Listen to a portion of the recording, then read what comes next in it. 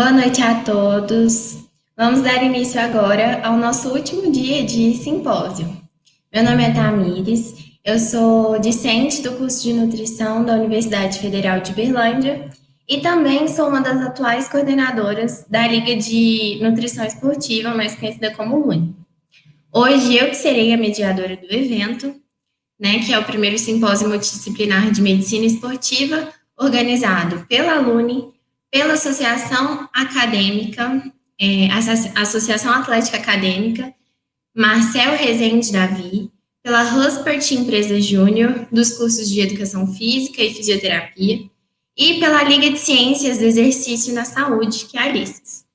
Gostaríamos, primeiramente, de agradecer aos nossos patrocinadores e parceiros do evento, que são a Áquila Augusto, distribuidora de livros, Nayane Gourmet Coffee, Style Socks, Naked Estética e Depilação a Laser, o nutricionista Vitor de Castro Alves e a Sociedade de Acadêmicos de Medicina de Minas Gerais. Gostaríamos também de agradecer a vocês, todos os presentes no nosso evento, e também gostaríamos de agradecer aos nossos palestrantes, que aceitaram o nosso convite para estar aqui presente no nosso simpósio. Os certificados, lembrando a vocês, eles serão emitidos pela Universidade Federal de Berlândia através da plataforma do CIEX para aqueles que tiverem 75% de presença, sendo a presença mínima, Ou seja, vocês devem ter estado presente e assinado a lista de presença nos 3 dos 4 dias de evento. Assim que os certificados estiverem disponíveis, nós vamos avisar vocês por e-mail, tá bom? Na descrição da transmissão está todo o cronograma do nosso evento, sendo este o último dia do evento, e também vai estar disponível o formulário de presença que vocês devem preencher. Ele será aberto ao final das palestras e será fechado 30 minutos após o encerramento da transmissão. Serão realizados também sorteios através do nosso Instagram, do Instagram do simpósio, que é o @cime, com 2 M's e E.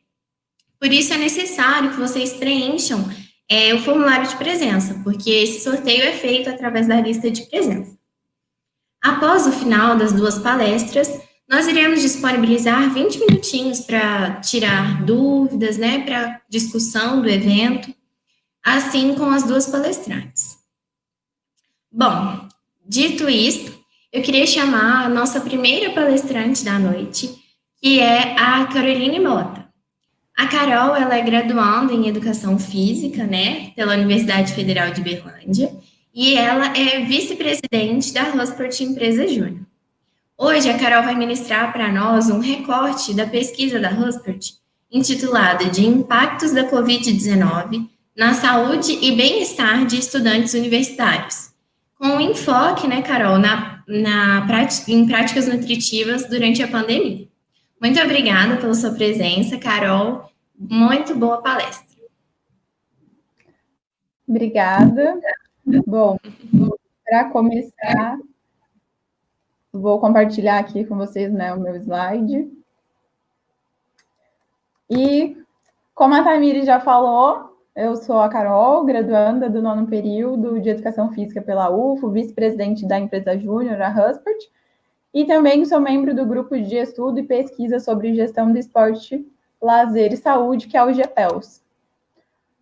E, como ela disse, eu vou abordar hoje os resultados da pesquisa Impactos da Covid-19 na Saúde e Bem-Estar dos Estudantes Universitários, na parte sobre hábitos alimentares antes e durante a pandemia. Bom, antes de começar, é necessário a gente saber algumas recomendações.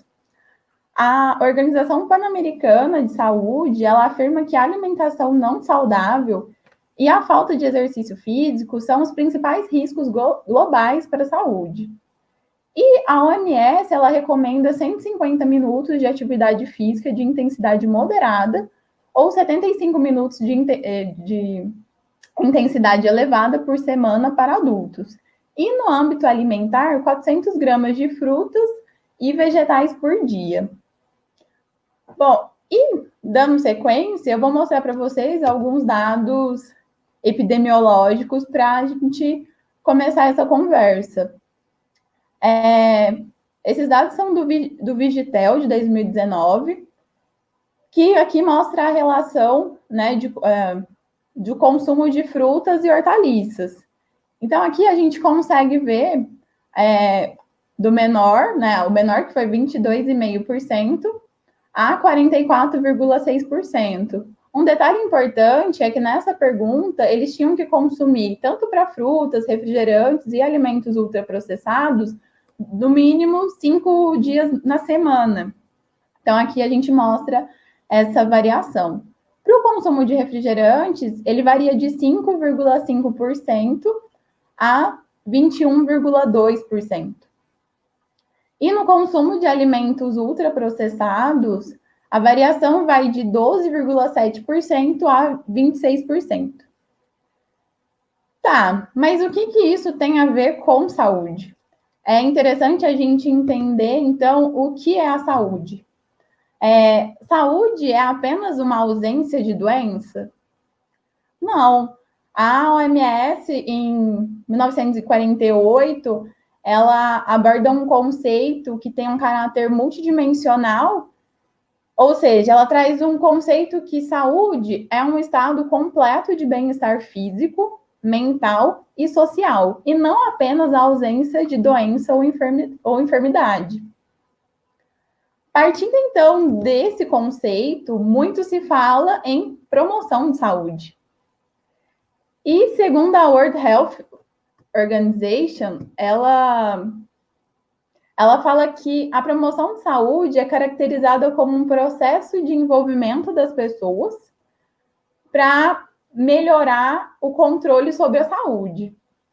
Então, partindo disso, a função, né, o papel da educação física e da nutrição não é só informar, mas também persuadir, motivar e facilitar a ação para a população. Para a gente ter um panorama, eu trouxe aqui o Vigitel, que é a Vigilância de Fatores de Riscos e Proteção para Doenças Crônicas por Inquérito Telefônico. Ela é uma pesquisa realizada nas 26 capitais e no Distrito Federal. E ela tem uma seção específica para o comportamento alimentar. Nessa seção, eles apresentam indicadores de consumo, né, de alimentos considerados marcadores padrões da saúde. O que são eles? Frutas, hortaliças, feijão e alguns outros. E também fazem, tem outros marcadores considerados como os alimentos ultraprocessados, que não faz bem. Dentro desses alimentos ultraprocessados entram os refrigerantes. Dentro desse marcador de alimentos não recomendados, entram os refrigerantes e os ultraprocessados. Então, aqui na tabela, eu convido vocês a olhar aqui comigo que aonde eu marquei, nessa faixa de idade, de 18 a 24 anos, a gente vai analisar aqui o consumo de frutas e hortaliças em 5 ou mais dias. Tem que chamar a atenção que nessa faixa de idade, apenas 26,3% consumem frutas e hortaliças. Mas também, um dado interessante é que quanto mais os anos de escolaridade, esse consumo aumenta. Então, ali está escrito, né, 42,5% consomem frutas e hortaliças. Quando a gente fala sobre o consumo de refrigerantes, a gente volta também, né, para essa idade de 18 a 24 anos.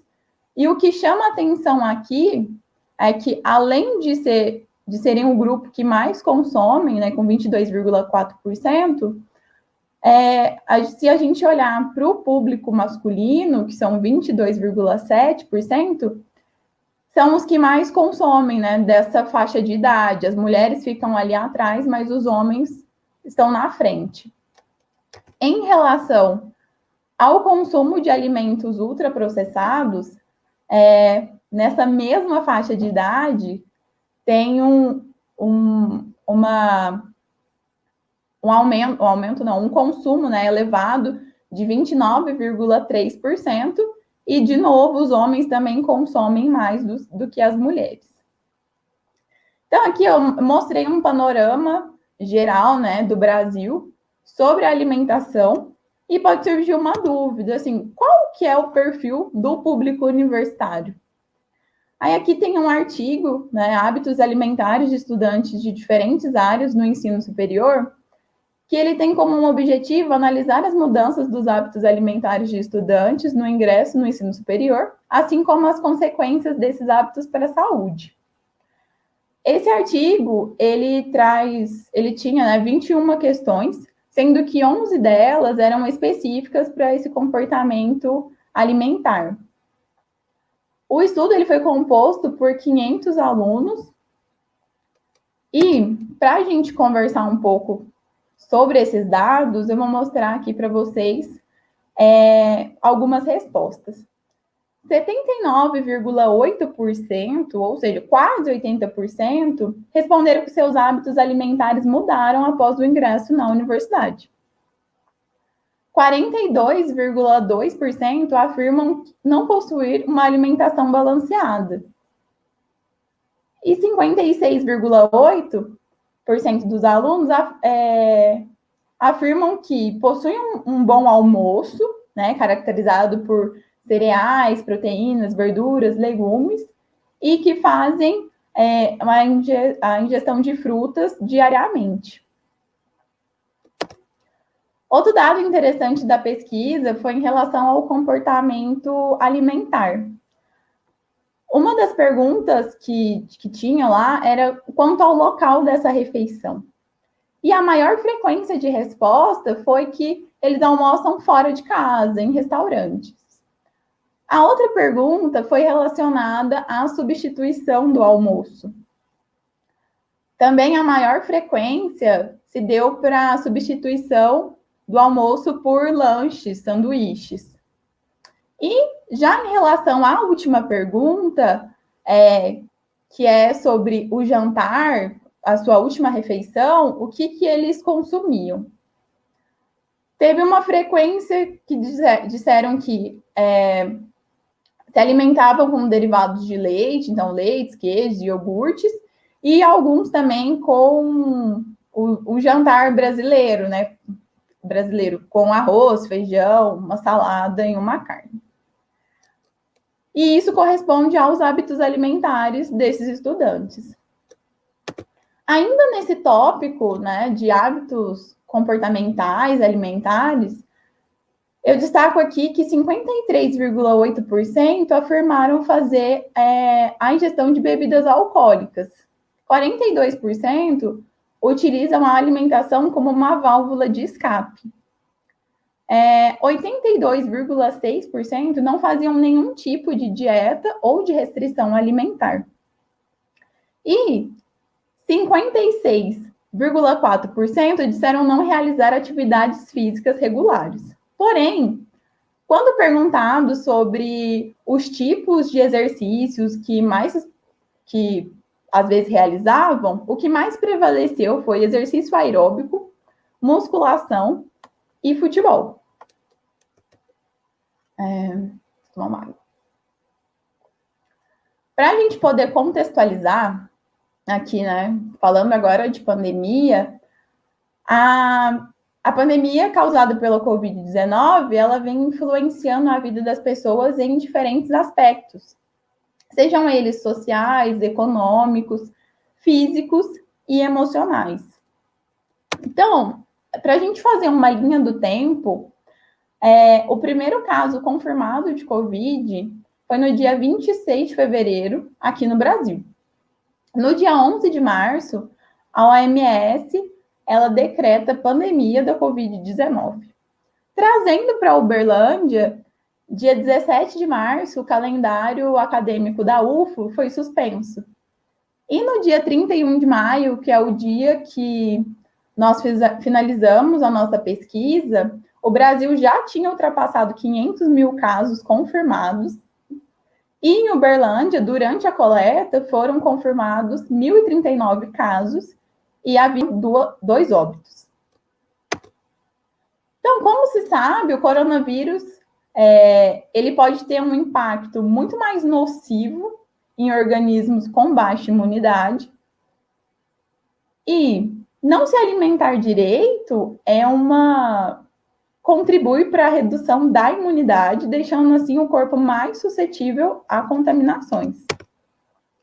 Então, para a gente retomar um pouco do que já foi falado pelo Daniel e pelo Lucas, a pesquisa ela teve uma amostra de 1.679 alunos e quero destacar duas coisas aqui. A primeira é que o gênero que se caracterizou, que maior se caracterizou foi o feminino, com 64,8%, e a maioria dos estudantes, ou seja, 73,6%, tem até 23 anos. E a nossa pesquisa, ela foi dividida em cinco blocos. Primeiro de caracterização, depois ambiente e espaço, impactos e apoio, atividade física e estilo de vida e saúde, que é o que a gente vai falar hoje. O objetivo do trabalho foi identificar os impactos da Covid-19 na saúde e bem-estar dos estudantes da Universidade Federal de Uberlândia e, principalmente desse recorte, é verificar os hábitos alimentares. Bom, então, quais foram as perguntas da pesquisa? Durante a pesquisa, os estudantes responderam perguntas relacionadas ao consumo de frutas, carnes, verduras, salgadinhos, doces, ingestão de água, de refrigerante e bebidas alcoólicas. E a gente vai analisar um pouco sobre isso. Aqui, sobre as frutas, ele se manteve em 51,6% e 22,8% disseram que aumentou. Se a gente fizer uma relação com os dados do Vigitel de 2019, o consumo já era baixo. E durante a pandemia, ele se manteve, 51,6%. Esse aumento não foi tão significativo nessa relação. O consumo de carne também se manteve em 61,5%, aumentou 21,6%. Já na relação de consumo de verdura e salada, manteve em 55,4% e aumentou 23,5%. Ou seja, se antes a gente já não comia, né, essa idade já era considerado os que ingeriam pouco, por ter mantido esse 55,4%, não alterou muita coisa. Já na relação de salgadinhos e frituras, a gente pode perceber um aumento de 31,1%. Isso, nos dados que eu trouxe anteriormente, quando falo sobre alimentos ultraprocessados, é interessante notar que nós já éramos, porque eu estou dentro dessa idade, nós já éramos esse público que mais consumia. E agora, na pandemia, isso aumentou. Então, assim, tem que ligar uma chamada de atenção nesse ponto de consumo de salgadinhos e frituras. Em relação à água, houve um aumento de 35,6%. Esse dado é interessante porque diz, as pessoas estão em casa, mas estão lembrando que tomar água é importante, faz parte. Na relação do consumo de doces, houve aqui um aumento de 57,5%. E isso daqui também é uma relação, um ponto de atenção que a gente precisa ter, porque pode ter relação com aspectos emocionais, como o Lucas havia dito anteriormente, e com os dados que eu já apresentei desses alimentos ultraprocessados que não fazem muito bem. O consumo de refrigerante, ele também aumentou, então, lembrando dos dados que eu trouxe, era a faixa de idade que mais consumia, e lembrem, eram pelo menos 5 dias na semana, e isso é bastante. Então, assim, por ter aumentado, também é um fator para chamar a atenção. Outro dado que a gente trouxe aqui é sobre o consumo de bebidas alcoólicas, que manteve 16,7% e aumentou 14,5%. Esses 44,4% ou não fazem a ingestão de bebidas alcoólicas ou não quiseram responder. Agora eu vou trazer para vocês alguns destaques, né, alguns dados interessantes para a gente pensar. O comportamento alimentar do universitário, antes da pandemia, ele já era baseado em doces, frituras. Então, como a gente viu, ele come fora de casa, às vezes faz a substituição do seu almoço. Então, assim, isso já é um hábito desse grupo. E um outro ponto interessante também, que é o aumento do consumo de frituras e refrigerantes. Então, assim, será que isso está relacionado com aspectos emocionais? E porque, assim, agora eu estou em casa, eu teria tempo para cozinhar, para fazer a refeição em casa.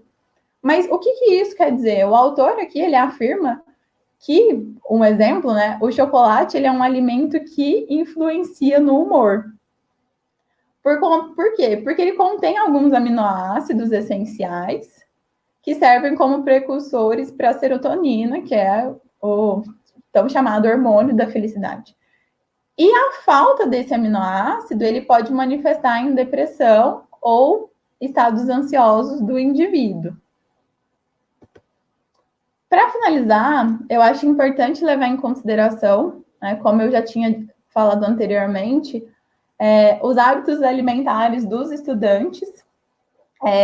Como a gente pôde ver, ela não é uma refeição tão balanceada assim, por mais que exista esse consumo de verduras, alimentos, esse consumo excessivo de refrigerantes, frituras e doces, ele se contrapõe um pouco. Um outro fato que é importante a gente ter atenção é durante a graduação.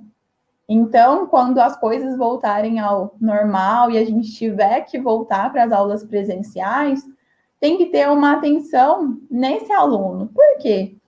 Bom, durante a graduação, a gente tem alguns fatores, como falta de tempo, de dinheiro, às vezes fazer um estágio, a pessoa que estuda e trabalha ao mesmo tempo.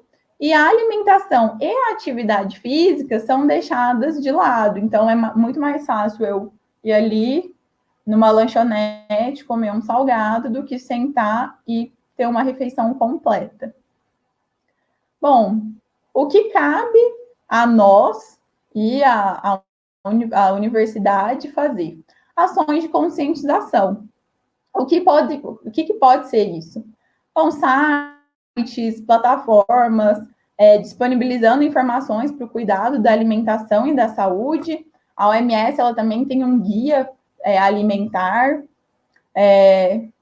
e disponibilizar isso, por mais que seja tão de fácil acesso, às vezes a pessoa não sabe que existe. E por fim, um fator também que é super importante é essa aproximação das áreas para uma ampla promoção da saúde, ou seja, o trabalho em conjunto do nutricionista, do profissional de educação física, do médico, saber que cada um tem o seu espaço e não é uma competição. Então, é importante ter eventos como esse para entender que cada um tem o seu papel nessa promoção de saúde. Bom, se você gostou dessa pesquisa ou quer entender ela mais um pouco, aqui tem o QR Code, é só aproximar a câmera do seu celular e você já vai ter a nossa pesquisa disponível. Caso não queira agora, no Instagram, @huspertej, ela também está disponível. E eu convido vocês também para o nosso evento, que é o primeiro desafio de corrida virtual, que é o iCorre, que vai ser realizado do dia 1º de novembro ao dia 29 de novembro. E lá no Instagram da empresa tem todas as informações e espero todos vocês lá. Aqui estão os meus contatos, e-mail, o Instagram da empresa e do grupo de pesquisa. Se alguém tiver alguma dúvida, quiser conversar sobre o tema, nós estamos super abertos para receber e escutar vocês. E muito obrigada. Excelente, muito obrigada, Carol, pela disponibilidade, por estar aqui compartilhando essa pesquisa conosco, né? Quero aproveitar e parabenizar a todos os membros da Huspert por essa pesquisa tão completa, né, que evidencia a importância, né, do material científico da universidade, da gente realmente desenvolver esses textos científicos, artigos. Muito obrigada.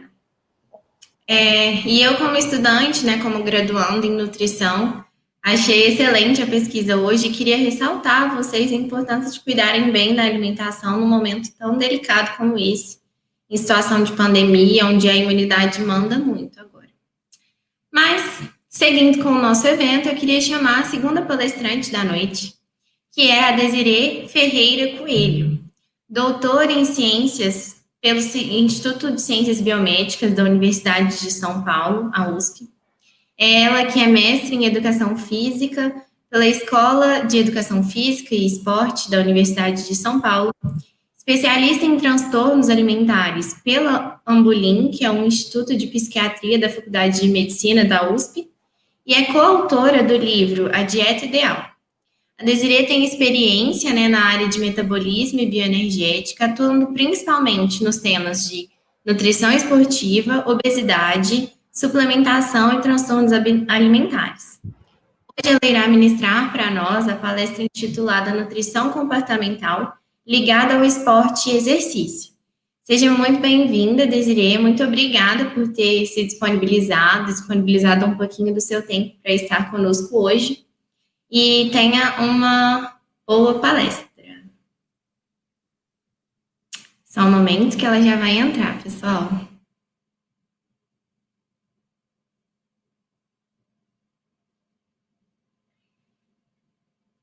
Pelo que está aparecendo, ela caiu aqui.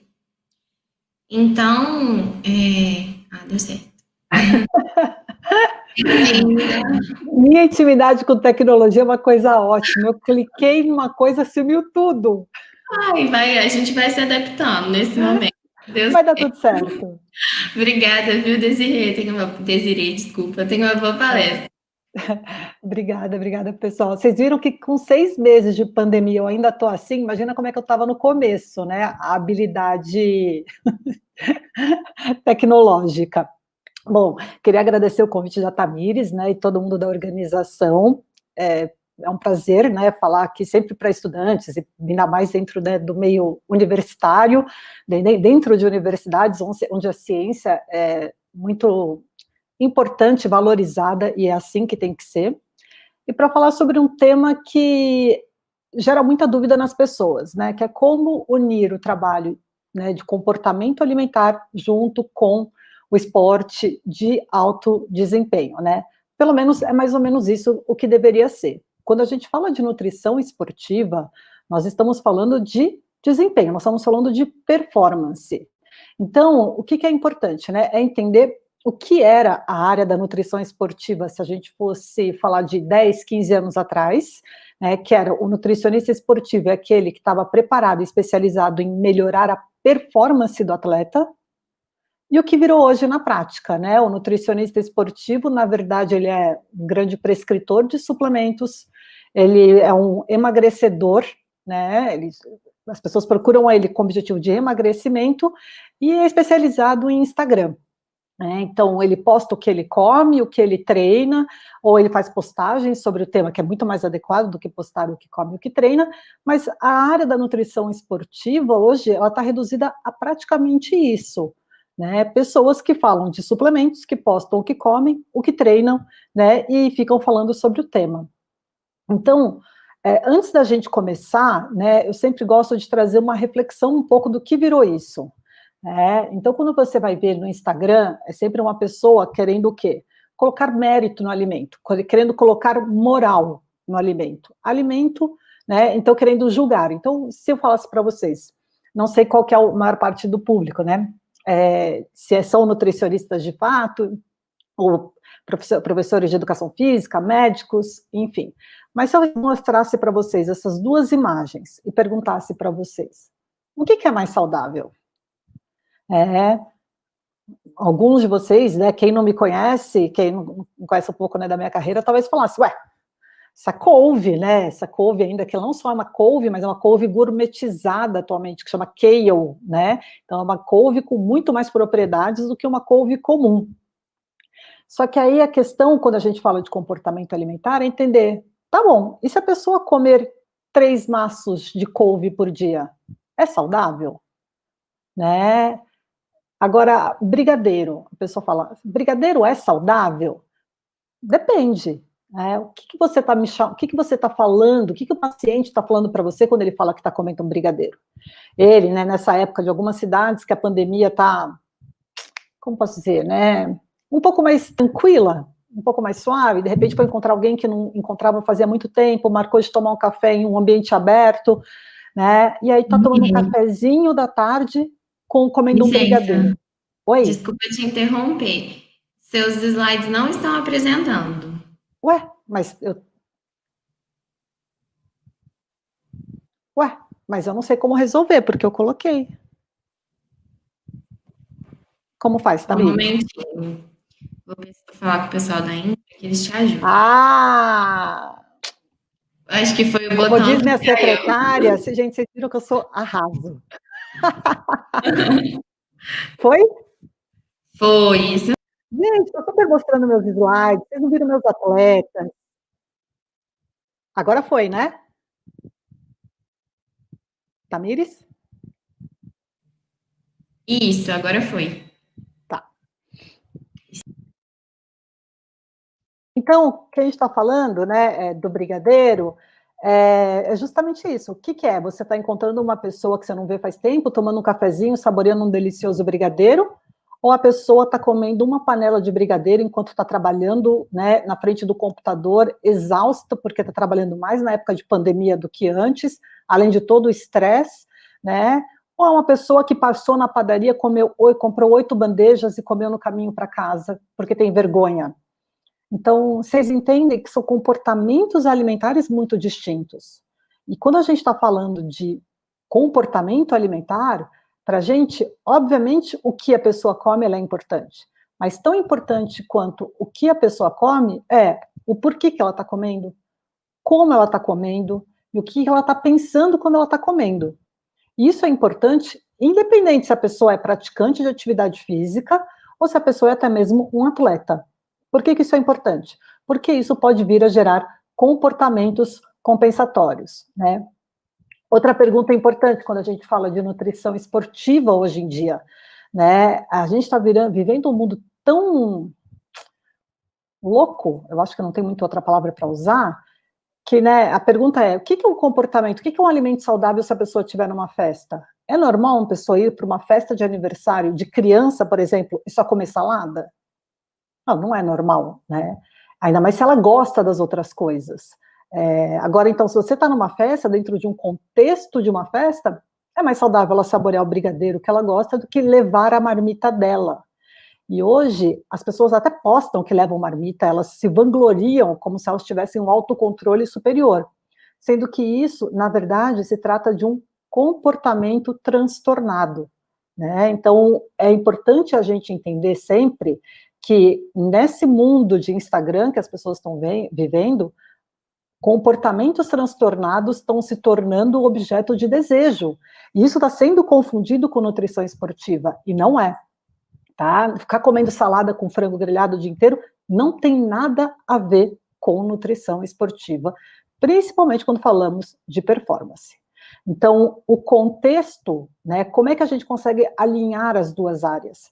Entendendo que tudo tem o seu momento, tanto para a gente, né, que nós somos praticantes de atividade física, quanto para o atleta. Então, é entender que a nutrição esportiva, ela vai além do frango com batata doce. Nunca me esqueço, um atleta que eu atendi, ele comia frango com batata doce 3 a 4 vezes por dia. todas as refeições dele eram um mix de frango com batata doce nas suas diferentes configurações. Uma hora era uma bolinha recheada, uma hora era um escondidinho, outra hora era o frango com batata doce no almoço e no jantar mesmo, né? E ele não aguentava mais. E aí ele queria mudar a alimentação dele, obviamente incluir arroz, feijão, mudei tudo e continuou tendo, né, um resultado atlético muito bom e emocional infinitamente melhor, né? E outra coisa, né, o que é a área da nutrição esportiva? É substituir comida por suplemento? Não é incomum também ficar sabendo de pessoas que passaram com profissionais da área e saíram com uma lista de suplementos gigantesca, né? Isso não é nutrição esportiva, gente. Nutrição esportiva é você entender quais são as necessidades, quais são as demandas, e entender como o atleta funciona como um todo. E aqui vamos falar do famoso brigadeiro de batata doce com whey protein, né? Esses brigadeiros fitness. Hoje em dia, a pessoa, quando vai num profissional, ele não quer saber o que ele quer comer, né? O que ele pode tomar, o que ele pode fazer, onde ele inclui o whey protein. As pessoas estão colocando whey protein em tudo, né? Até inventam um brigadeiro de batata doce. Vamos deixar claro, gente, isso não é brigadeiro. Isso é um horror chamar isso de brigadeiro. Você pode chamar bolinha de batata doce com whey protein, mas brigadeiro, não. E agora, antes de entrar aqui ao vivo, um paciente me mandou uma mensagem perguntando se era saudável o seguinte doce. Olha o que ele me mandou, agora mesmo. Falei para ele, acabei de incluir na minha palestra. Ele perguntou o que eu achava desse brigadeirão black, né, que era feito com os ingredientes: leite sem lactose, polidestrose, que é uma fibra, né, mas que também dá uma adoçadinha leve, mas dá corpo, leite em pó sem lactose, eritritol, que é um adoçante do grupo dos polióis, que dá muita alteração intestinal, chocolate amargo sem açúcar, maltitol, que nesse chocolate amargo sem açúcar é feito com pasta de cacau, mais maltitol, que também é do grupo dos polióis, manteiga de cacau, lecitina de soja, que é um emulsificante, cacau 100%, deixa eu contar aqui, dá. Saiu? Voltou. E pectina, que também é uma fibra.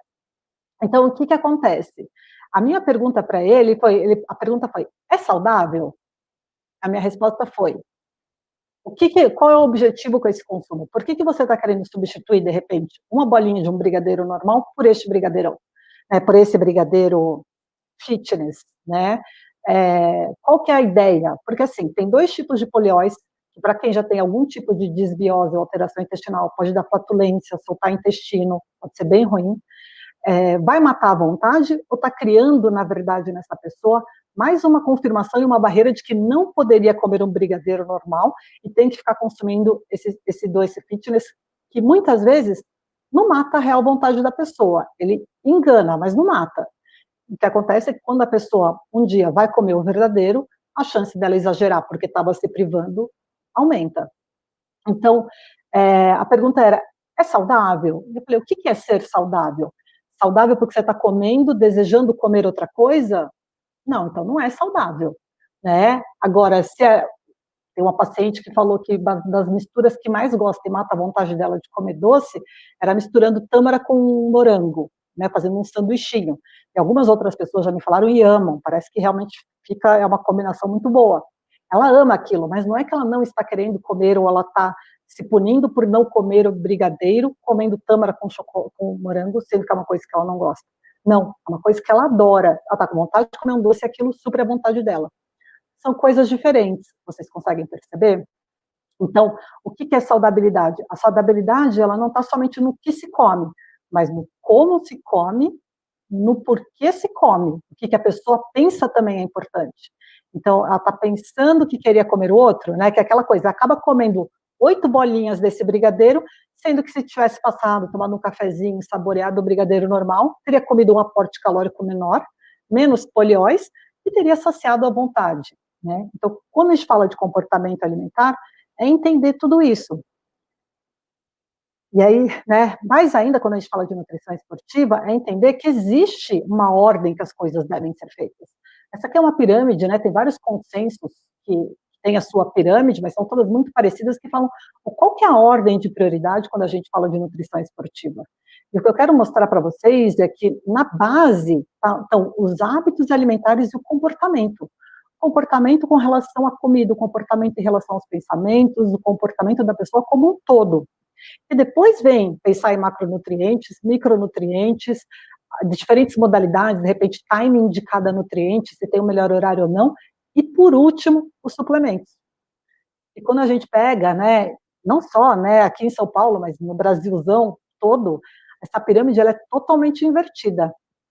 É uma punição, porque não pode comer açúcar, não pode comer glúten, não pode tomar leite, né, nem leite, nem com lactose, nem sem lactose, farinha não pode, e a pessoa toda hora, quando ela vai comer, o que ela está? Se sentindo culpada. Então, os comportamentos e os hábitos alimentares dela, os profissionais hoje estão mais colaborando para hábitos doentios do que para hábitos saudáveis.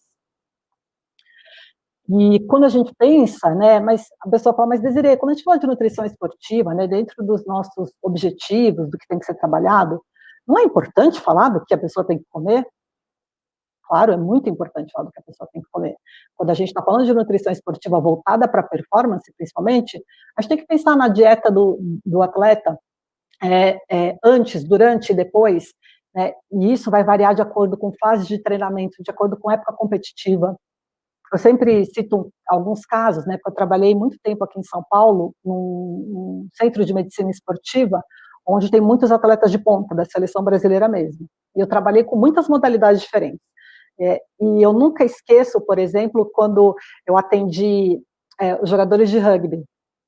E aí o que aconteceu foi, lembro que eu atendi um jogador de rugby que tinha, por exemplo, o objetivo, ele chegou, e a gente como nutricionista, né, o paciente chega, a gente meio que já, eu acho que ele quer isso, né, eu acho que o objetivo dele vai ser aquele, né, de olhar, né, a gente faz um pré-julgamento. E aí eu lembro que ele era uma posição no rugby que chama pilar, e é basicamente isso mesmo, ele é um pilar, então ele é um centro, né, ele tem que servir como estrutura num determinado momento do jogo do rugby, que as pessoas todas empurram ele tem que estar ali, estático. Então você entende que tem que ser uma pessoa o quê? Muito forte. E outro passou, na sequência, anteriormente tinha passado comigo um outro atleta que ele era ala, então ele era muito rápido e muito veloz. As demandas de dieta para eles durante o jogo, pré-competição, eram completamente diferentes, porque um tinha que ser rápido e ágil, o outro tinha que ser forte e ganhar massa muscular, né? E nessa pensando em performance, como a gente tem que mudar a composição corporal de atletas, foi muito interessante, porque esse atleta do rugby, ele pesava mais ou menos, ele tinha de estatura 1,85 mais ou menos, não chegava a 1,90, eu lembro que ele pesava 107 quilos. E aí eu pensei, acho que ele quer emagrecer. E ele chegou para mim e falou assim, eu quero ganhar mais 10 quilos, porque ele era o pilar, então ele tinha que ser muito forte, ele tinha que ter uma composição corporal de muita força para sustentar. Enfim, conversando com a equipe técnica, a gente conseguiu reajustar um pouco esse objetivo dele, então, para entender, e o outro era super magro, alto também, né, então, para a gente entender que mesmo dentro de uma modalidade, a nutrição esportiva é muito interessante, porque a gente tem que entender qual é a função, que mesmo dentro da modalidade são coisas diferentes, alimentações completamente diferentes, e não simplesmente por conta das vontades ou do que a pessoa gosta, das preferências, mas porque as demandas são muito diferentes, né? E a alimentação, ela tem que estar ajustada a isso. Nem fala suplementação, então. Se um tem que ser rápido e veloz, o outro tem que ser forte, a suplementação também muda. Então, ela também pode ser interessante, ela também é interessante nesse caso. E composição corporal, na nutrição esportiva, ela é muito complicada, por quê? Porque a gente fala que atleta, ele faz 3 coisas, né? Ele treina, come, dorme e lesiona. 4 coisas que eles fazem. Atleta sempre machuca. E aí, quando machuca, ganha gordura, perde massa, depois tem que reajustar, muitas vezes não tem tempo hábil, então tem que fazer muitas mudanças de composição corporal.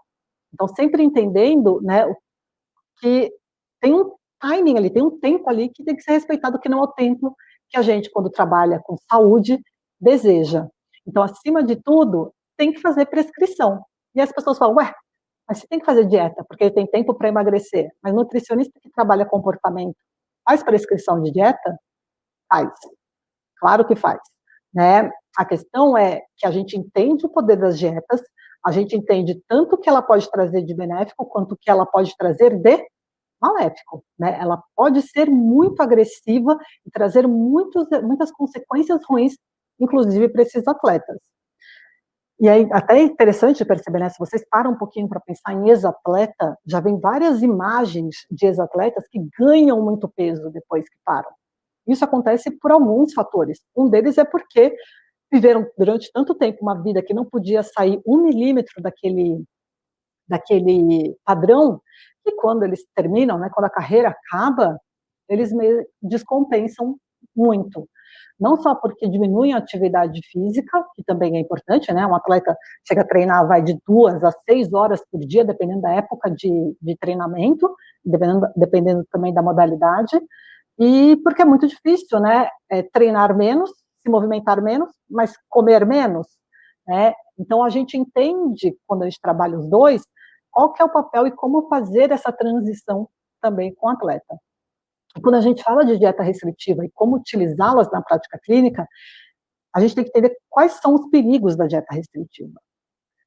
Então vamos entender qual que é o princípio dela. O princípio da dieta restritiva é que as pessoas conseguem controlar o próprio peso corporal, independente da genética, da fisiologia ou do ambiente, que é o que? O hashtag Foco Força Fé. Se você quiser, você consegue. E hoje em dia as pesquisas estão mostrando para a gente cada vez mais que isso não é verdade, né? Se tem uma coisa que a gente não consegue controlar, é peso corporal, no longo prazo. Para um evento, e aí entram, por exemplo, aquelas, tem até aqui uma fotinha depois, modalidades de luta, né? A pessoa consegue perder peso para lá, depois recupera. Né? Então, as dietas restritivas, elas são muito agressivas para o corpo. Só para vocês entenderem, esse estudo aqui, né, que é do Andrew Hill, que é de 2004, e depois tem estudos todo ano, vários estudos comprovando, né, mas eu gosto muito, eu mantenho esse na minha apresentação, porque eu adoro o título. O título desse artigo, publicado no British Journal of Nutrition, é Dieta engorda? Olha a pergunta interessante que estava sendo feita 16 anos atrás. Será que dieta engorda? E ele vai transcorrendo vários fatores pelos quais é possível a gente entender que a prática de dieta restritiva ocasiona ganho de peso no longo prazo. E esse estudo aqui de 2013 fala justamente sobre isso. Ele fala que a prática de dietas restritivas é um fator preditor de ganho de peso no longo prazo. É quase aquela frase, né? Eu brinco, diga-me quantas dietas que você fez, que eu digo qual é o seu peso no final, né? Quanto mais dietas restritivas a pessoa faz, maior o ganho de peso. Isso porque é importante a gente entender que por mais que seja lindo postar dieta, o que você está comendo, o que você não come, o que passou, nem pode, né? O que passou para alguém, o que prescreveu, etc., é entender que o efeito dela é extremamente limitado. Dieta restritiva só funciona depois em um ano, só mais ou menos 30%, 35% das pessoas que começaram uma dieta estão com peso mais baixo. Depois de 5 anos, só 10%. Ou seja, 90% das pessoas não conseguiram ter um resultado positivo. Né? E um outro efeito da dieta restritiva é que mais ou menos de 40% a 60% das pessoas ficam, ou voltam, recuperam peso total, ou recuperam mais ainda. Né? Tem um estudo feito com adolescentes, só para vocês terem uma ideia, que acompanhou durante 5 anos adolescentes. Quanto mais dieta adolescente fez na época da escola, maior o peso dela no final. Tem estudo com gêmeos, monozigóticos e dizigóticos, mostrando a mesma coisa. A evidência, gente, ela é muito contundente e ela é muito séria. Dieta restritiva é péssimo para 90% das pessoas. Além de tudo isso, a gente tem que lembrar, né, uma frase que aqui no Ambulim, né, que é o ambulatório de transtorno alimentar, no qual eu fiz o curso, eles têm uma frase que eu gosto muito, que ninguém sabe de quem que é essa frase, enfim, né, mas é do Ambulim, vamos colocar como da entidade Ambulim. Nem toda dieta leva a um transtorno alimentar, mas todo transtorno alimentar começou com uma dieta. Essa frase ela é muito poderosa e ela é muito verdadeira. Quem já teve a oportunidade de trabalhar com transtorno alimentar sabe disso, né? Como é agressivo para essas pessoas. As pessoas elas começam a desenvolver medo de comer. E quando a gente está falando isso no meio esportivo, onde algumas modalidades de peso, né, algumas modalidades de atletas têm uma grande chance de desenvolver transtorno alimentar, isso é muito grave. Só para vocês terem uma ideia, acredita-se que mais ou menos quase 20% dos atletas têm um transtorno alimentar. Sendo que quando a gente fala de mulheres que competem em esportes estéticos, quase 40% tem algum transtorno alimentar. Então, gente, quase metade das atletas tem algum tipo de transtorno alimentar. E, então, é muito do que é falado. Esporte de alto rendimento não é saúde. Mas a minha questão principal é trabalhando, inclusive trabalhei muito com as ginastas, né, que na minha época era ginástica artística, né, mas com as meninas da ginástica olímpica, agora é ginástica artística, né, falando sobre que é um público que o índice de transtorno alimentar é muito alto. Eu sempre me recordo de um fato de quando elas ficaram confinadas, né, com a seleção, ficaram, né, reclusas, né, em concentração ali em Curitiba com a seleção. Eu lembro que tinha uma época do ano que o treinador, na época, eu não lembro, eu falo que é russo, ucraniano, eles pesavam elas, a comissão técnica pesava essas atletas de 4 a 5 vezes por dia. Elas não podiam, teve uma época que isso aconteceu, 2 me relataram isso, né? Imagina, e o peso delas não podia oscilar mais de 300 gramas entre as pesagens. Imagina o que é isso para uma atleta adolescente, 14 anos, né, que morre de medo do técnico, o técnico é aquela figura impositora que vai decidir se ela vai competir ou não. Né, então, todas as expectativas dela estão ali, a confiança dela está ali, e ele falando para ela, né, que modalidade como aquela, que o peso é muito importante, porque não é a beleza do corpo, é o peso para ela conseguir para conseguir fazer todas as manobras, todas as atividades que tem que fazer, dependendo de qual for a prova dela, né, o salto mortal, enfim. Então, como isso é importante, isso vai determinando, delineando essa menina. Eu lembro que uma das atletas da ginástica rítmica brasileira, uns 3 anos atrás, ela fez um relato muito emocionante também, falando como que era a cobrança de peso na ginástica rítmica, como era grande essa cobrança e como, né, muitas das meninas tinham transtorno alimentar e eram até estimuladas a ter transtorno alimentar.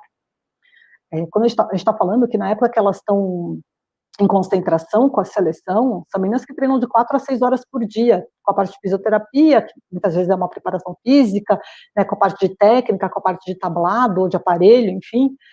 Então, e elas tinham medo, por exemplo, quem trabalha com nutrição esportiva ou tem algum contato com nutrição esportiva, sabe que um dos principais suplementos para treinos longos são os carboidratos que dão energia.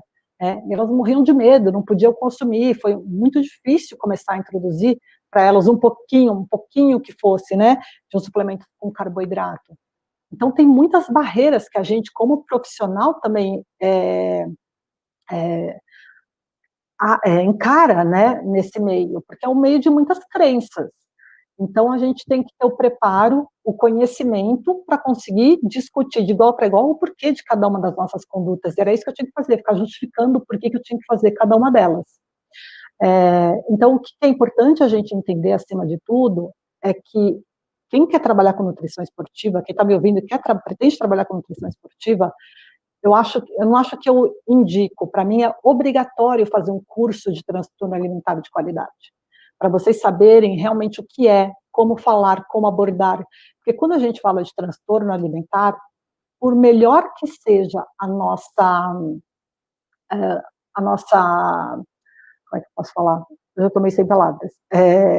A nossa vontade, a nossa, a gente faça as coisas com a melhor das intenções possível. Se você fala uma palavra um pouco cruzada para aquela pessoa, ela já entende de uma maneira completamente torta, porque eles têm pensamentos muito, como se diz, pensamentos muito extremos, pensamentos muito não pode sair, né? A atleta tem um perfil perfeccionista muito grande, então se você fala para eles não pode, para eles muitas vezes é não pode. Então, se foi dito aquilo para um profissional de autoridade, eles vão levar aquilo a ferro e fogo. Então, a gente tem que tomar muito cuidado, tem que saber como abordar cada coisa.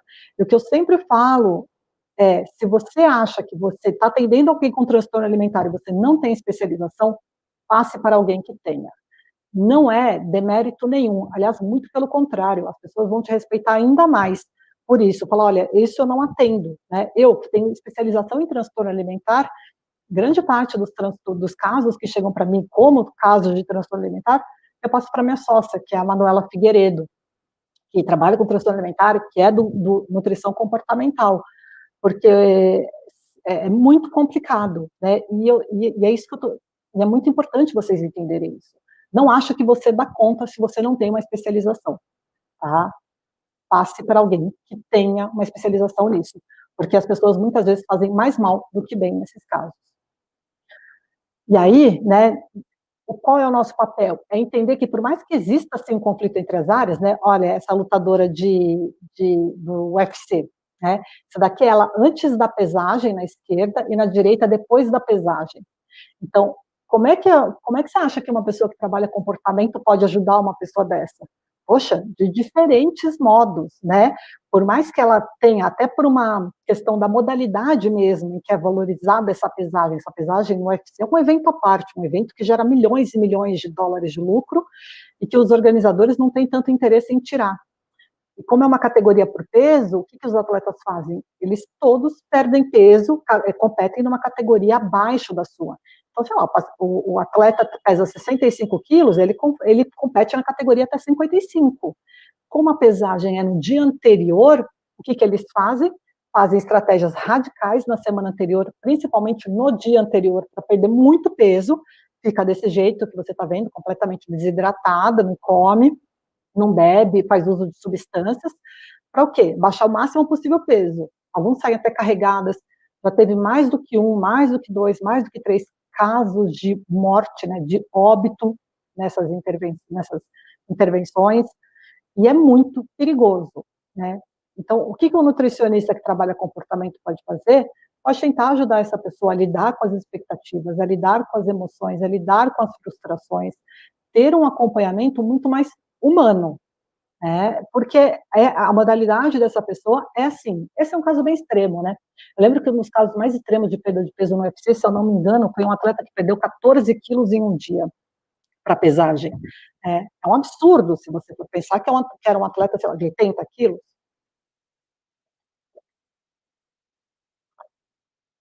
Quem quiser saber mais sobre perda de peso, tem o blog Ciência Informa, do qual eu faço parte, né? E o Guilherme Ercioli, que é professor da USP, ele teve algumas pesquisas dele, o mestrado dele, inclusive, foi sobre perda de peso em atletas. E é bem interessante. Uma outra coisa que eu lembro que me chamou muita atenção, né, e como é importante ter esse olhar comportamental, era uma atleta da vela. Isso eu não tinha ideia de como funcionava, ela era uma atleta da seleção brasileira, e eu lembro que ela me explicou que a vela era assim, de um mês para o outro, dependendo de onde fossem as competições de vela, como o que importa na vela é o vento para levar, né, bem a vela, e não tem nada para colocar ali de peso, o peso do atleta conta muito. Então, se a competição é num local que não venta muito, ela tem que estar leve para a vela fluir melhor e ela conseguir controlar melhor. Se a competição é num local que venta demais, ela tem que estar o quê? Mais pesada. E o peso dela oscilava mais ou menos 5 quilos de um mês para o outro, que ela tinha que fazer essas intervenções para mudar o peso, e chegou a ter uma oscilação de 10 quilos uma vez, porque tinha que estar muito leve, porque era um lugar que não ventava. Então, para vocês verem, quando a gente está falando de performance, como são muito diferentes, e a gente tem que conversar, tem que escutar, entender a característica de cada modalidade. Não é que uma nutricionista com abordagem comportamental vai falar, não dá para fazer isso. Esses atletas é a vida deles, é o objetivo deles, eles entendem que tem um preço que eles estão dispostos a pagar. E aí a nossa função é tentar diminuir isso. E aí, hoje em dia, né, é importante a gente falar também que existe um novo, que ainda não é um transtorno alimentar, é mais um comportamento transtornado, alguns falam que entraria até mais numa classe de comportamento obsessivo, que é a ortorexia nervosa. Isso não está tão comum nos atletas, tá?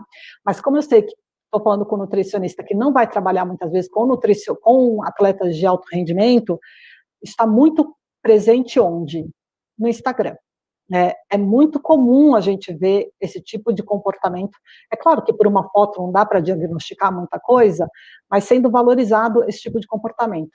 A ortorexia, né, vem do grego, que significa apetite correto, que é o quê? É um comportamento alimentar disfuncional, no qual a pessoa tem um comer fanático por comer corretamente. E aí, dentro das regras dela, do que ela entende que aquilo é adequado. Então, é o hashtag Eat Clean, né, do comer limpo, quer que isso signifique, porque tem muita gente que usa essa hashtag comendo coisas que, enfim, ela porciona, ela tem que ter controle total sobre a alimentação dela. Então, ela porciona a alimentação dela, ela pesa tudo que ela come, ela tem que saber, muitas vezes, a procedência daquilo que ela está comendo. Então, ela não vai em qualquer restaurante. Se você chamá-la para ir num restaurante para almoçar na sua casa, ela pode até levar a marmita dela, porque ela não sabe o que ia ser preparado, e ela não pode de jeito nenhum sair daquele esquema alimentar que ela desenhou, né, transtornado. Então, isso está cada vez mais presente, mas não tanto em atletas de alto desempenho. Isso está muito comum, está cada vez mais comum em quem? Praticantes de atividade física, pessoas muito ligadas à aparência, né, e a esse comer fanático está cada vez mais presente. E aí eu quero deixar o alerta aqui, que a ortorexia nervosa, né, e outros sintomas de transtorno alimentar são muito presentes em nutricionistas. Né? Nesse levantamento de 2017 nos Estados Unidos, viu que a prevalência de comportamentos como ortorexia nervosa chegava a ser em 49% dos nutricionistas estudados, e outros transtornos tinham uma prevalência de quase 13%. E aí vamos remeter ao que virou ao Instagram de nutricionista no Brasil hoje, né? Onde é um monte de regras que são jogadas ali, onde fica mostrando o próprio corpo, fica mostrando o que come o tempo todo, dando dicas para tirar açúcar, para não comer farinha, para fazer detox, que nem existe. Então a gente tem que tomar muito cuidado com o que a gente fala e com quem a gente segue. E quando você vê alguém da profissão, e a gente vê muito, né? Eu quase não sigo nutricionista. Bom, agora que depois que minha conta do Instagram quase foi para o beleléu, o hacker deletou tudo, quase eu não sigo ninguém mais. Foi até bom isso. Mas é muito importante ter em mente, porque quando as pessoas veem aquilo, o paciente vê aquilo, ele não está vendo, olha, fulano está comendo uma salada com frango criado livre, olha que legal. Ele está naquele momento tentando comer um sanduíche, porque era a coisa mais rápida que ele tinha, se culpando porque está vendo que o nutricionista está comendo. E uma vez, eu lembro muito de uma nutricionista que postou, ela estava no avião, né, na época que viajava-se, mas ela estava no avião, isso parece que 3 anos atrás, mais ou menos, e aí, nessas companhias, eles davam sanduichinho. E o que ela escreveu foi, não coloco isso na minha boca.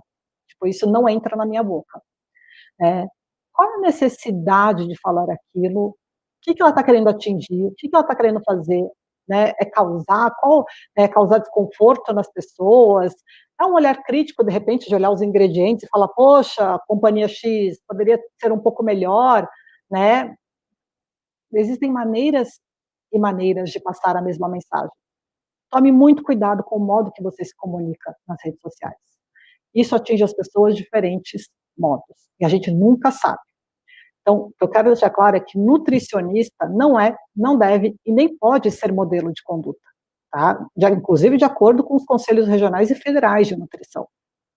E isso influencia muito, né? Quando a gente fala de comportamento, eu brinco, eu falo, não dá para falar que trabalha comportamento alimentar passando dieta detox, né?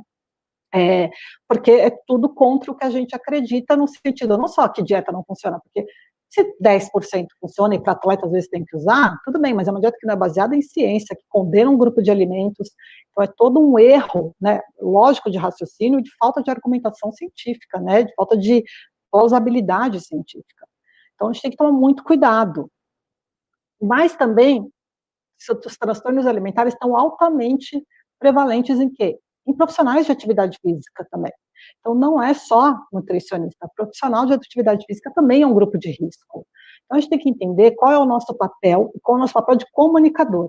Hoje, o que eu mais vejo, né, e eu acho muito importante, eu acho o Instagram uma ferramenta muito importante, mas como você se comunica? Como é que você quer, né, qual é a mensagem que você quer passar? E não só a mensagem, mas qual é o legado que você quer deixar? Uma pessoa que proibia tudo, que chegava o atleta, o praticante de atividade física no consultório, tira glúten, tira lactose, né? Eu lembro que teve uma nutricionista que passou no rugby, que tinha uma nutricionista lá, que por isso que eles foram passar lá na clínica depois, que ela tirava tudo dele, tirava glúten, lactose, não sei, mas pessoas que não tinham o menor tipo de intolerância, né? E quando a gente fala de atleta no Brasil, tem uma outra coisa muito importante da gente pensar. Atleta no Brasil, 99,9% não tem dinheiro, né? E fica passando uma lista gigante de suplementos, sendo que, gente, o arroz com feijão, muitas vezes o pãozinho francês de manhã é uma excelente opção, muitas vezes de pré-treino, pós-treino, melhor ainda, né? É o ovinho, é uma carne, é a comida básica do brasileiro que funciona, né? Então, é entender um pouco isso também. Essa é uma visão acolhedora. Essa é uma visão que quem trabalha comportamento tem. E voltando novamente à crítica, né, sobre nutrição esportiva e emagrecedores, etc., eu gosto muito dessa imagem que fala sobre o corpo de atleta. Cada um deles é um atleta de alto desempenho de uma modalidade. E aí, né, fala, qual é o corpo? Né? Quero emagrecer, quero ter um corpo atlético? É o corpo que serve para a modalidade. Não tem a ver com padrão de beleza, né? E é muito interessante, uma vez eu estava na praia com a minha mãe andando, e o comentário dela para mim foi, é muito interessante quando a gente para reparar que na praia, que você vê todo mundo de biquíni, maiô, etc., sunga, não tem dois corpos iguais. E o que acontece hoje em dia? Todo mundo quer ter um único padrão de beleza. E novamente, né, e a nutrição esportiva virou o profissional que emagrece. Então, é isso que a gente tem que tomar cuidado. Então, o que as pessoas estão achando que nutricionista faz, nutricionista esportiva faz, é isso. Pega uma pessoa que estava acima do peso e transforma, faz uma completa transformação nela. Para quem não conhece, né, esse é um participante de um reality show americano que teve várias temporadas, 12, 13 temporadas, parou, voltou ano passado, mas parece que vai acabar de novo. Chama The Biggest Loser, que, né, tradução livre, é o grande perdedor. Eles ficam 6 meses meio que trancados numa casa, né, trancados, né, no rancho, não é nem uma casa, é um rancho, e durante esses 6 meses, quem perde mais peso ganha um prêmio de $100 mil e se torna o grande perdedor. Esse é o vencedor da temporada 7, de 2014, se eu não me engano. E o interessante foi que foi feito um estudo nesses participantes. Olha que interessante. Só para vocês entenderem, né? Será que é tão fácil assim ser emagrecedor? Ele perdeu mais ou menos 239 pounds, que dá mais ou menos 100 quilos. Ele perdeu em 6 meses. 100 quilos em 6 meses. Repetindo. E o que vocês podem ver aqui, eu não sei se vocês conseguem ver meu mouse, eu acho que sim, né, a setinha aqui, né, o ponto inicial deles, esses participantes, eles foram avaliados antes de entrar, imediatamente depois do final do programa de 6 meses, e 6 anos depois. E olha que interessante, eles perderam, né, aqui, ó, durante 6 meses, perderam muito peso, todo mundo, e ele foi o grande perdedor aqui. Olha o que aconteceu, eles foram reavaliados, de 2009, ó, é verdade, 2009, eles foram reavaliados 6 anos depois. O que aconteceu com eles 6 anos depois? Então, o que a gente está vendo aqui é o reganho de peso deles. Então, uma pessoa, mesmo com toda a estrutura, né, conseguiu perder peso, mas a maioria, se vocês forem ver aqui 6 anos depois, a maioria recuperou. Teve um só que conseguiu manter o peso, continuou perdendo, mas olha que interessante, ele foi o último colocado, né? Mas a maior parte recuperou em grande quantidade. Como isso afetou o metabolismo e todo o aspecto da pessoa, o aspecto emocional da pessoa. Então, só para vocês entenderem o que aconteceu nesse programa, né, sobre emagrecedores, né, a perda média de peso deles foi de 58 quilos em 30 semanas. Eles recuperaram 70% desse peso em 6 anos. Ou seja, ainda estavam, mesmo 6 anos depois, ele ainda estava com peso 12% abaixo do peso inicial, em média. Isso para a ciência, gente, por mais que eles achem que eles tenham falhado, porque tinham, sei lá, saiu de 200 quilos, chegou em 120, voltou para 170, para a ciência isso é sucesso. Mas o que eu quero mostrar para vocês, gente, é o seguinte, que apesar de tudo isso, né, eles recuperaram porque eles não tiveram força de vontade, porque eles não foram determinados, o gasto calórico deles ainda era de 3.400 calorias por dia. Isso significa que se eles comessem esse valor, logo depois que eles saíram, na verdade, ó, aqui, ó, gasto energético, logo depois no final do programa, era 3.000 calorias por dia.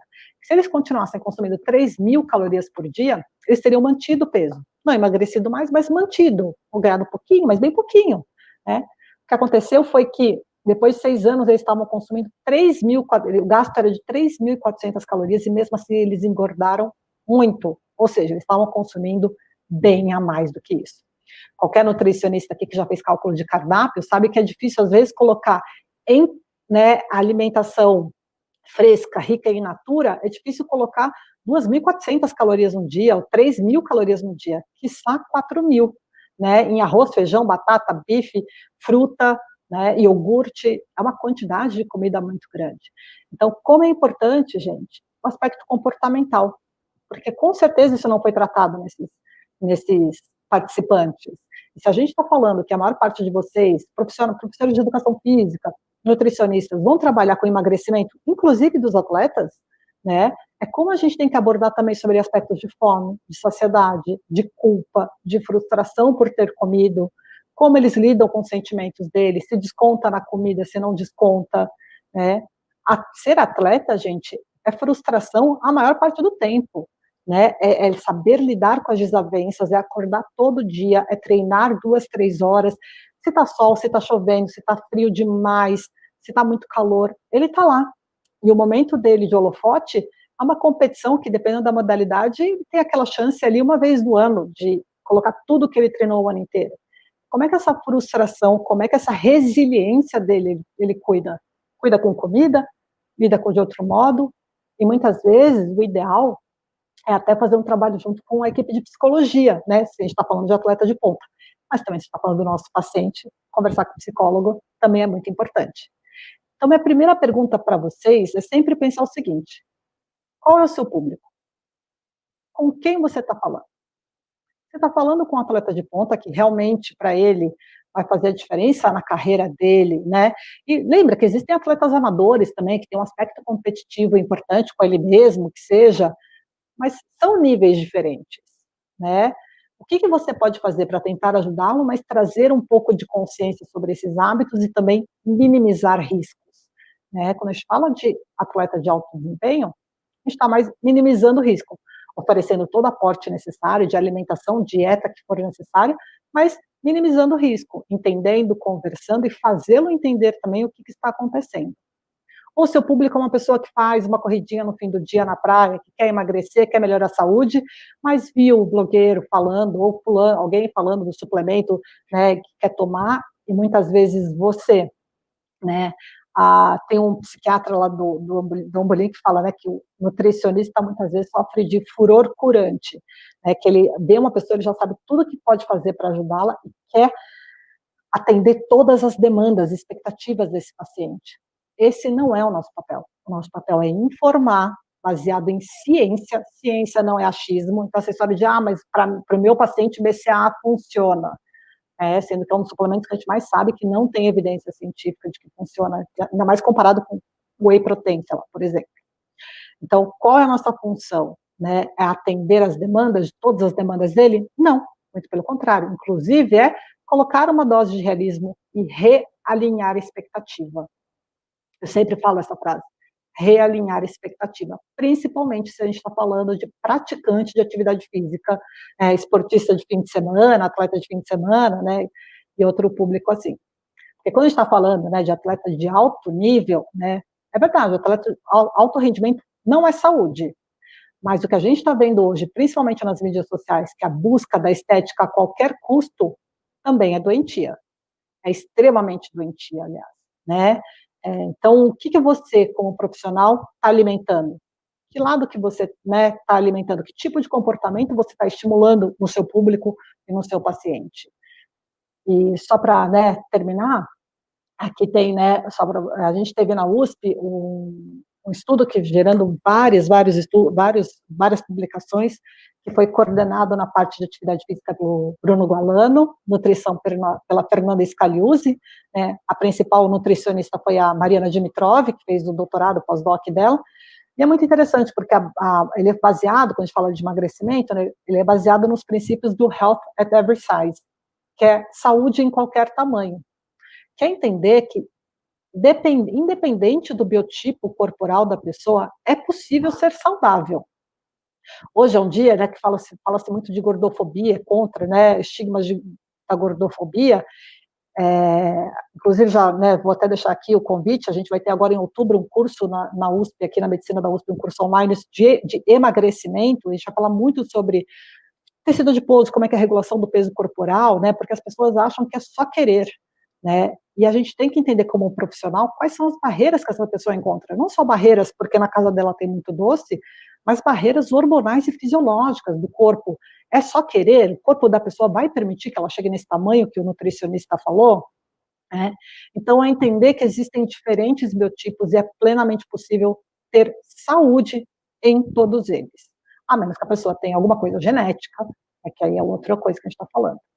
Então, quando a gente trabalha comportamento, não é simplesmente o que a pessoa come, mas também o porquê que ela come, o que ela está fazendo, mas por que ela está fazendo aquilo.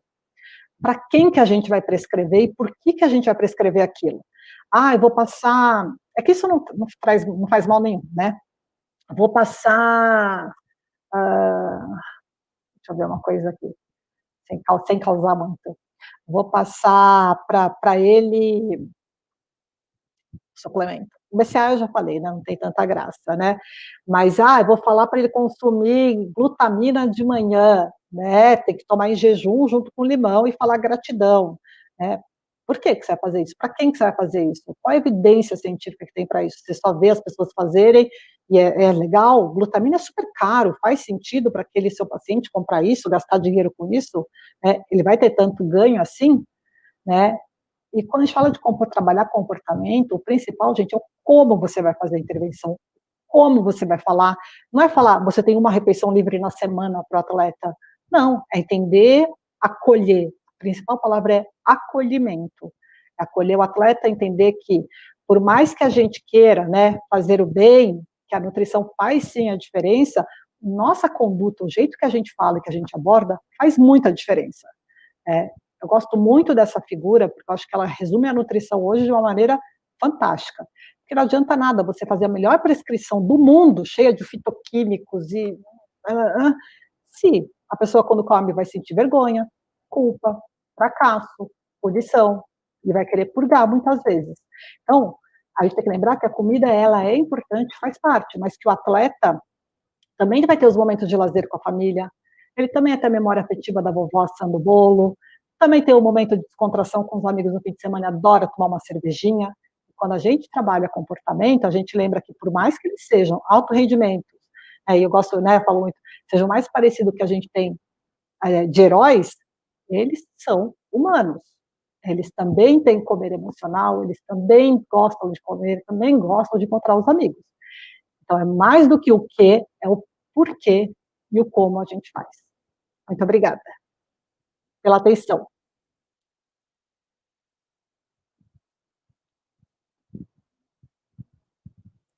Não estou ouvindo. Aí, me desculpa. Não, super entendo quando dá esses erros. A gente vai se adaptando, né? Mas muito obrigada, foi excelente palestra. Muito obrigada por ter se disposto a estar aqui conosco, compartilhar um pouquinho, né? E é super interessante a gente começar a valorizar mais o ato, né, comportamental do indivíduo, com todos os reflexos que isso tem, tanto no exercício, né, quanto na sua saúde no geral. Excelente. Gostaria de convidar agora a Carol para voltar aqui para discutir um pouquinho conosco, tá? Respondendo algumas perguntas que foram feitas. Bom, a primeira pergunta vai ser para a Carol, relacionada à pesquisa que ela apresentou para nós. E a Isabela, falou o seguinte: na pesquisa vimos que o consumo de verduras e hortaliças se manteve. Qual fator você acha que impediu que esse consumo aumentasse, visto que agora as pessoas estão tendo tempo de cozinhar e se alimentar melhor, que era antes uma das justificativas para a alimentação não saudável? Uhum. Bom, para entender isso, tem que voltar lá naquela parte da minha explicação que eu mostro o cenário, né? Dos jovens, o comportamento alimentar deles de 18 a 24 anos, o consumo ele é relativamente baixo. Durante a pandemia, o que aconteceu foi potencializar esse comportamento, ou seja, ok que eu estou em casa, tenho tempo para fazer, né? Porque é o que diz, você está em casa, você tem tempo para cozinhar, para escolher melhor o que você come, mas se não está no seu hábito, na sua rotina, você não vai comer, assim, exceto salvo exceções. Mas se o seu comportamento, como a gente viu antes da pandemia, não era assim, agora não vai ser realizado. Outro fator também que a gente pode destacar são os efeitos da questão de ansiedade e de depressão, que também é apresentado na nossa pesquisa. Então, esses impactos, eles também são direcionados para essa questão alimentar. Então, assim, na pesquisa que lá da Huspert a gente mostra, né, o aumento do consumo de refrigerantes, salgadinhos e doces. Isso também tem uma relação com esse impacto mental, né, de saúde mental. Então, por isso que esse não aumentou. Certo. E agora a pergunta para a Desirê. A Keila Silva perguntou: quais são os efeitos da suplementação exagerada? Acho que primeiro é tentar entender o que é exagerada, né? Comprar muito suplemento que não precisa. Tem pouco, os efeitos, é que a gente tem que entender, né? Tem algumas regrinhas da nutrição esportiva, né? Tem um pesquisador, se eu não me engano, é em inglês, que ele fala o seguinte, a frase dele é ótima, que ele fala, se o suplemento é liberado, é porque ele não tem efeito. Se o suplemento tem efeito, ele é proibido. Então, e grande parte dos suplementos liberados que tem efeito, a maior parte das pessoas nem precisam, que são atletas de ponta mesmo que vão ter uma diferença. Então, os que são liberados, e nisso a Anvisa no Brasil ela é muito boa, porque ela realmente é tudo com evidência, às vezes ela até demora um pouco para liberar algumas coisas, mas é que os suplementos que são permitidos é muito difícil a pessoa, o que seria esse exagerado? Agora, sei lá, se a pessoa vai consumir creatina a gente sabe que a dose é de 3 gramas por dia. Se a pessoa consome 200 gramas, sei lá, teve um caso uma vez, um dos motivos, um dos artigos de estudo de caso que proibiu creatina era um fisiculturista, se eu não me engano, que consumia por dia 100 gramas de creatina. Não está nem 10 vezes, está com, sei lá, 300 vezes a dose. E aí pode trazer efeito para a saúde. Assim como comer espinafre em excesso pode trazer efeito ruim para a saúde também. Então, o que é exagerado? Muitas vezes é mais gasto desnecessário de dinheiro, palatinose, que é super, as pessoas adoram falar de palatinose, é caríssimo a palatinose, sendo que a maltodestrina, que custa R$12 o quilo, enquanto a palatinose custa R$300 o quilo, R$150 o quilo, não importa, tem um efeito muito similar. Então, acho que o efeito da suplementação exagerada é mais fazer a pessoa gastar dinheiro e fazer um xixi caro, que a maior parte vai ser eliminada na urina. Certo. E aí, quando a pessoa passa com outro profissional depois, porque é isso, nutricionista, as pessoas também gostam de saber o que fulano fala, deixa eu entender o que ciclano fala. E aí tem muita gente que passa comigo com uma lista de suplemento, eu falando por que cada um não funciona, as pessoas ficam muito assustadas e se sentem enganadas. Então, isso é um complicado também. A suplementação é muito falta de disseminar um pouquinho o conhecimento, né? Mas eu acho também que o conhecimento ele está aí, as pessoas sabem, mas é muito uma angústia do profissional também de atender a expectativa do paciente de que quer um suplemento. Então eu falo, quer um suplemento? Passa aí, sei lá, um whey protein, mas é caro, não é gostoso, não tem necessidade para a maior parte das pessoas, mesmo ele é prático, ele tem sim seus momentos bons, tá? Mas eu acho que é muito uma angústia de, nada funciona, quase nada funciona, e isso é muito frustrante, porque as pessoas, vocês vão em curso, eu fico assustadíssima, eu vou dar palestra às vezes em alguns cursos que você vê lá um profissional, um palestrante coloca lá uma fórmula, todo mundo tirando foto desesperado. Tem profissional da área da nutrição aí que tem fórmula para cada coisa, Se a pessoa quer emagrecer o dedinho do direito, de dedinho esquerdo, se inflamou a orelha direita, toma esse, se inflamou a perna esquerda, é um absurdo, É verdade. Tudo patrocinado pela indústria, Então tem que tomar muito cuidado, tem que ter muito senso crítico. Então, a próxima pergunta também da Keila.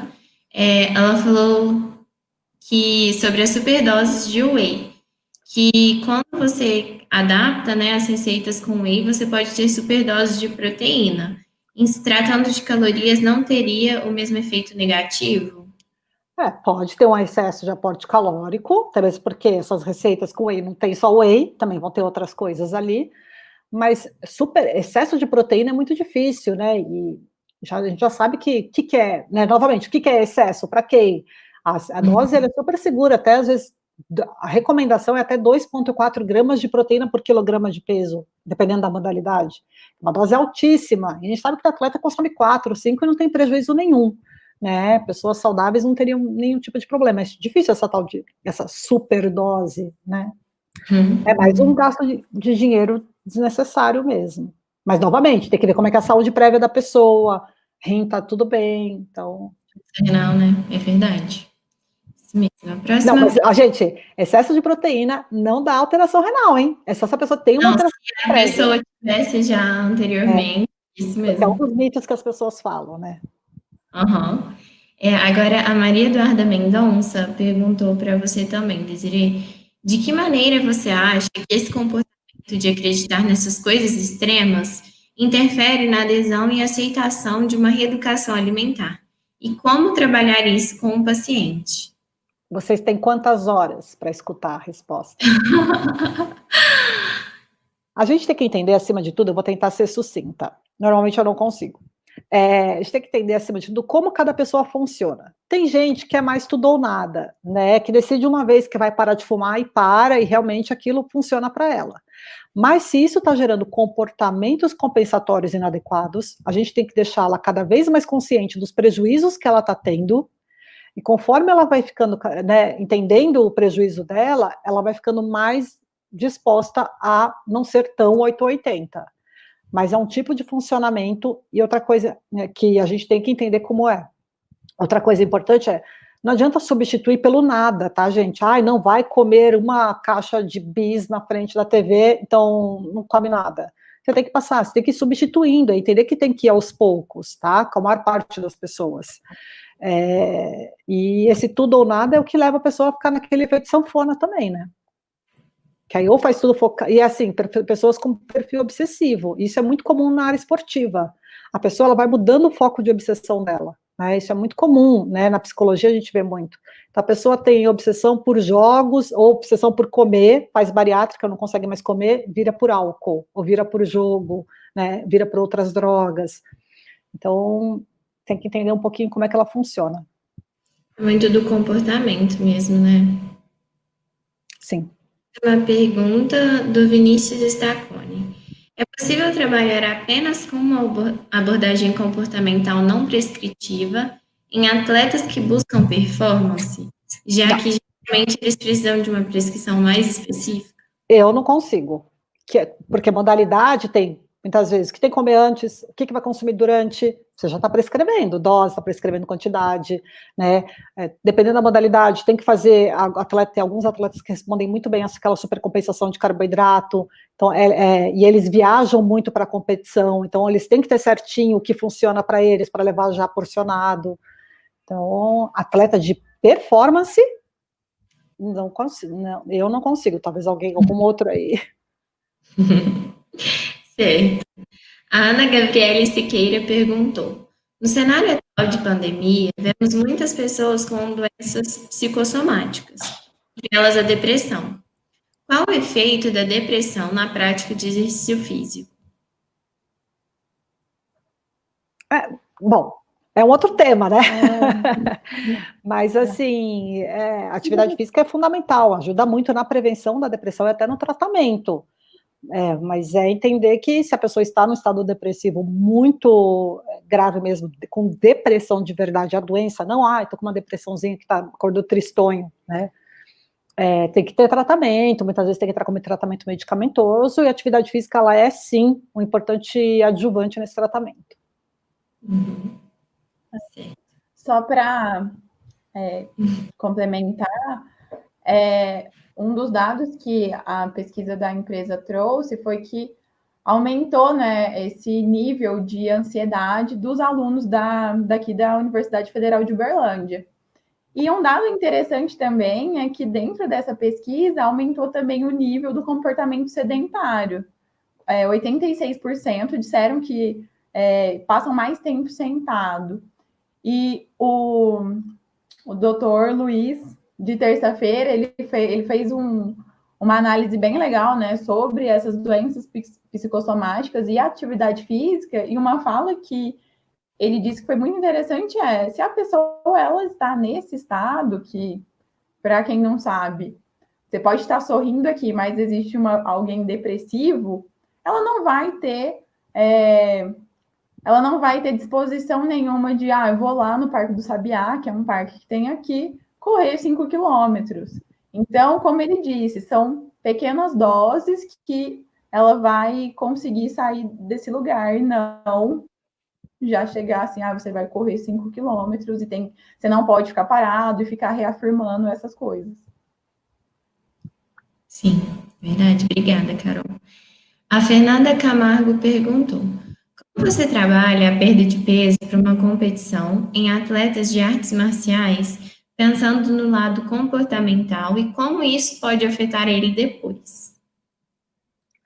Então, uma vez eu lembro que chegou um atleta... Oi? Desculpa, acredito que nas artes marciais também é categoria por peso, né? Então.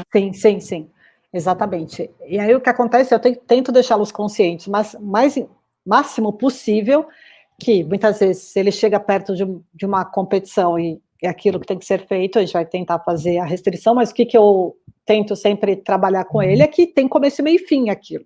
E aí, psicologicamente, eles conseguem lidar um pouco melhor com esse tipo de restrição. E fora daquela época, passando a competição, deixá-los o mais próximo possível daquela categoria, né, ou achar métodos que ele consiga fazer a perda de peso de um modo menos agressivo do que usando substâncias, por exemplo. Mas é muito complicado mesmo. Eu trabalhei com judoca, né, que o judô era, jiu-jitsu, mas alto nível, eu trabalhei com pouquíssimos. Certo. Próxima pergunta também da Isoc, ela perguntou: qual a melhor maneira de apresentar para um paciente que quer melhor performance que ele consegue atingir isso dentro da alimentação? Qual o momento certo, se necessário, para entrar com a suplementação? Tô relendo.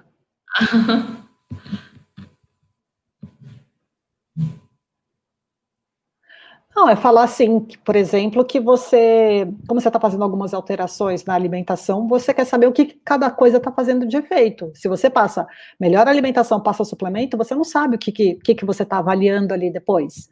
Então, que você vai fazer uma coisa por vez, e muitas vezes ele vê que nem quer. Só que, gente, quando a gente está falando de performance, atleta não gosta de suplemento. Quem gosta de suplemento é quem não precisa dele. Atleta, a coisa mais feliz da vida dele é tirar um whey protein e tomar um leite batido com fruta ali, por exemplo, e cacau, entendeu? Adora. Então, falar para eles que não vai precisar tomar suplemento, porque atleta treina todo dia, ele teria que tomar suplemento todo santo dia, né? Quem trabalhou com nutrição esportiva de alto rendimento é que sabe. Só que também, ao mesmo tempo, o suplemento ele tem uma função interessante, porque psicologicamente ele consegue entender que se ele não está treinando, ele tem que tirar aquele whey protein. Agora, tirar o pão, não sei o quê, já é mais difícil. Então, ele tem seus momentos. Mas acredito que aqui, se tratando, ela quis dizer como que a gente vai mostrar para a pessoa o quanto a alimentação pode ter um efeito na sua performance, mas acredito que para aqueles, igual você falou, para aqueles que já são atletas de alto rendimento, ele já tem essa noção e esse conhecimento de que ele precisa se alimentar e quais são os efeitos que isso vai ter no seu desempenho, né?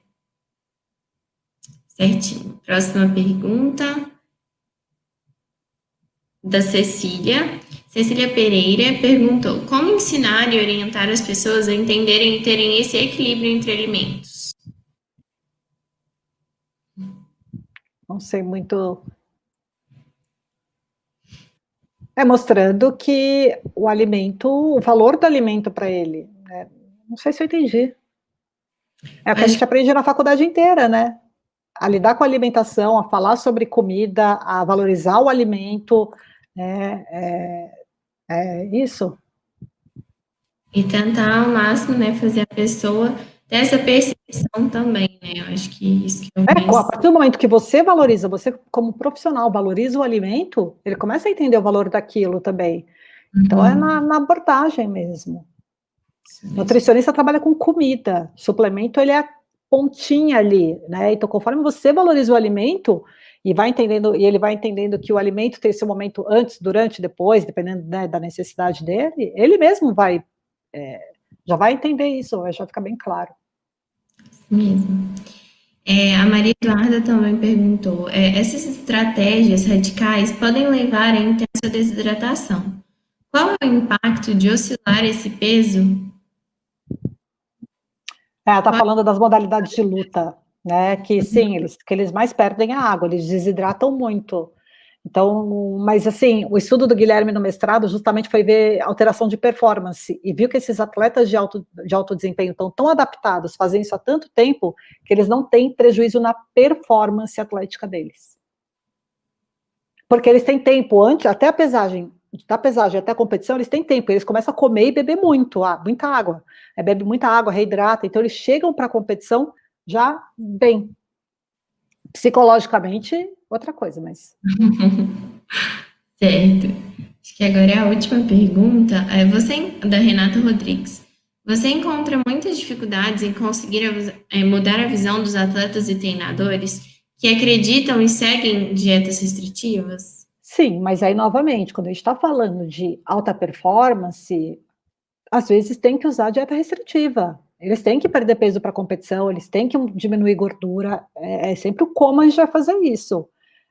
Agora, a maior dificuldade, por exemplo, é entender, fazer que, em algumas modalidades, sei lá, as meninas da ginástica artística, que estão treinando 3 horas seguidas, que tem que colocar ali um suplementozinho de carboidrato para elas renderem melhor e serem mais explosivas durante o treino. Então, é mais com relação a isso do que com relação à dieta mesmo. Certinho. A pergunta da Tássia Casado Lima França. Desirê, como minimizar riscos de transtornos alimentares involuntários de pesquisa na área de exercício e nutrição? Exemplo, participei de uma pesquisa na qual foi necessária a prescrição de dieta cetogênica. Então, o que acontece é o seguinte, né, Tássia? Os pesquisadores tinham que ter informado que a qualquer momento você pode sair da pesquisa, né? E até isso é importante, é saber que se você está tendo efeitos negativos, você sai, você não deu conta. Isso é um dado até que eles têm que reportar quantas pessoas saíram, né? Desistiram, quantos participantes desistiram. E tem que ser abordado pela própria equipe, pelos pesquisadores mesmo, né? De como fazer isso. Dieta cetogênica é uma dieta extremamente restritiva. Tem que ter muito cuidado na prescrição, na conduta desses estudos, é muito complicado mesmo. E entra até um pouco em relação à ética da pesquisa, né? Para os participantes saírem quando sentirem a vontade que você falou. Isso, tem que ser tudo bem, né? Tem o termo de esclarecimento que o participante tem que, né? Tem o termo de consentimento e esclarecimento, né? Onde ele fica a par de tudo, que ele pode sair a qualquer hora, né? Que é isso, se aquilo começa a mexer muito com você, não. Exatamente. Acredito que agora finalizaram as perguntas, né? Lembrando a todos os participantes que o link do formulário de presença já está disponível na descrição da transmissão. Quero agradecer muito, meninas, a vocês, Carol e Desirê, por terem aceitado o nosso convite. Foi um privilégio ter vocês aqui compartilhando, né, e expondo um pouquinho do conhecimento de vocês com a gente. Muito obrigada, viu? Eu que agradeço e quero ser convidada para o evento ao vivo, hein? Ai, pode deixar, você já foi num evento nosso também. Não só online, mas ao vivo. Foi um Pode prazer, deixar. gente. Obrigada a todos. Obrigada pelo convite. Até mais. Até mais.